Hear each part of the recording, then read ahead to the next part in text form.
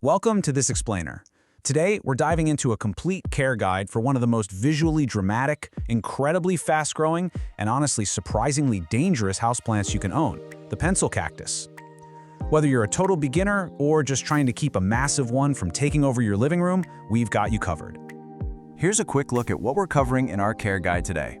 We'll meet the pencil cactus, talk about handling it with extreme care, go over the golden rules of growth, cover safe pruning and propagation, and finally, troubleshooting and display. Let's get right into it.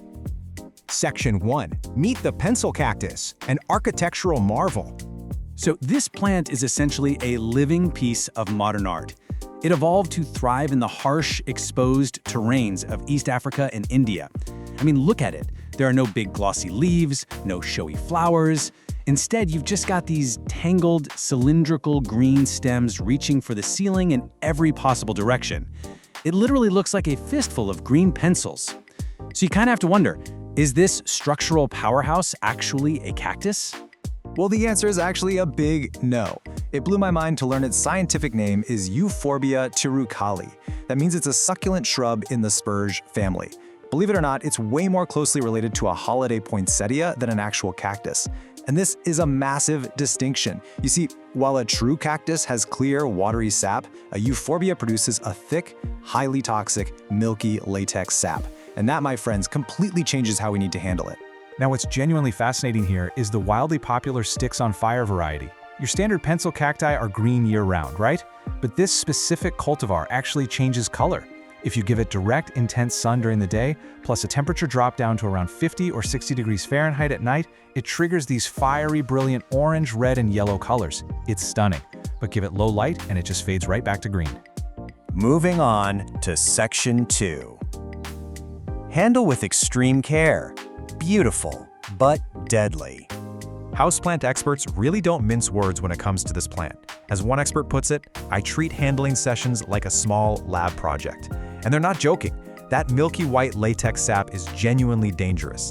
It is one of the absolute most caustic saps in the entire houseplant world. We're talking severe skin blistering on contact. And if it somehow reaches your eyes, it can cause intense pain and even temporary blindness. So yeah, we absolutely have to take this warning seriously. Because of that, the big takeaway here is that you must always equip yourself with mandatory safety gear before any pruning, repotting, or really just handling the plant. I'm talking thick leather or heavy rubber gloves. Skip the thin nitrile ones. Wear actual safety glasses or goggles. You definitely want to protect your eyes from any accidental splatters. Cover your work surface too, because dried sap is incredibly sticky and super hard to remove. Oh, and finally, keep a bowl of cold water and paper towels ready. I'll explain exactly why you need that cold water in just a second. All right, Section 3. Golden rules of growth. Letting the wild sculpture thrive. To get this plant thriving, you need to treat it like the sun worshiper it naturally is.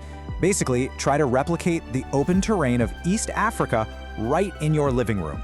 That means providing intense, direct sunlight for at least 6 hours a day. A south-facing window is pretty much ideal. Keep it nice and warm, anywhere between 65 and 85 degrees. And since it's a tough, drought-tolerant succulent, it handles normal, low, indoor humidity like a champ. Seriously, ignore the urge to mist it. Misting this plant will actually create the perfect conditions for fungal rot, and nobody wants that. Speaking of rot, because this plant is such a drought-tolerant survivor, it literally stores water in those thick stems. Overwatering is hands down your biggest threat. If you overwater, you're going to start seeing mushy stems at the base, you'll get foul-smelling root rot, and the plant will literally wobble in its pot. Underwatering, on the other hand, far less dangerous. The stems might look a little wrinkled, but a deep soak brings it right back to life.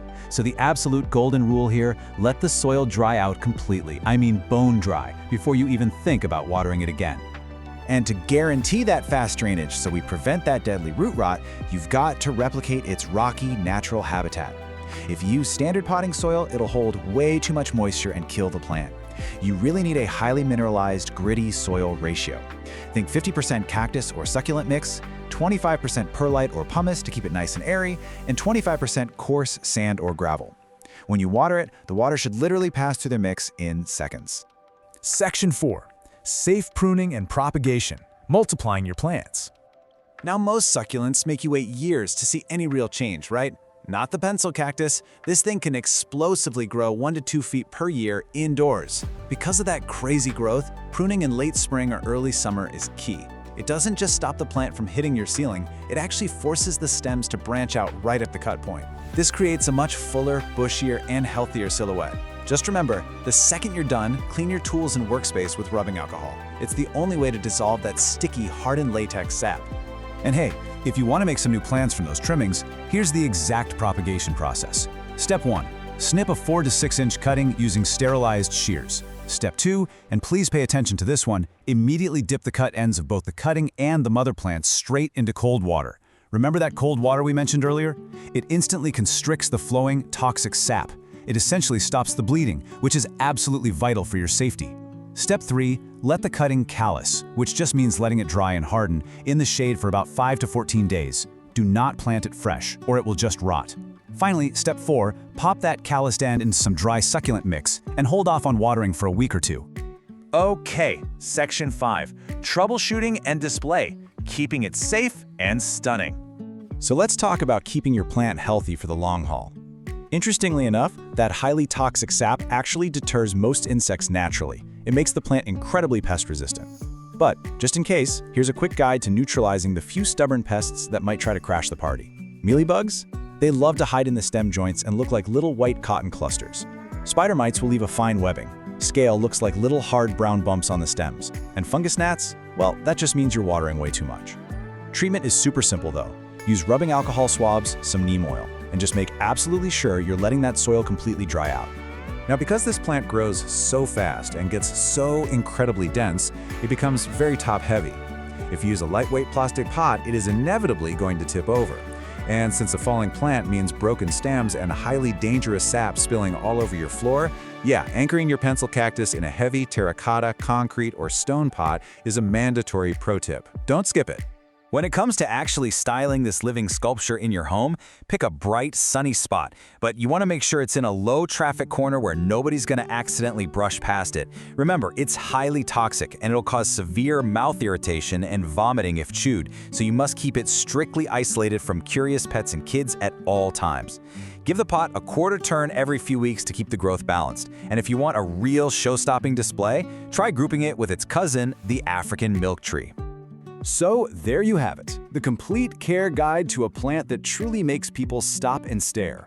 With its breathtaking architectural beauty, crazy rapid growth, and, let's be honest, strictly protective care requirements, are you brave enough to don your safety goggles and welcome this uniquely rewarding fiery hazard into your own home?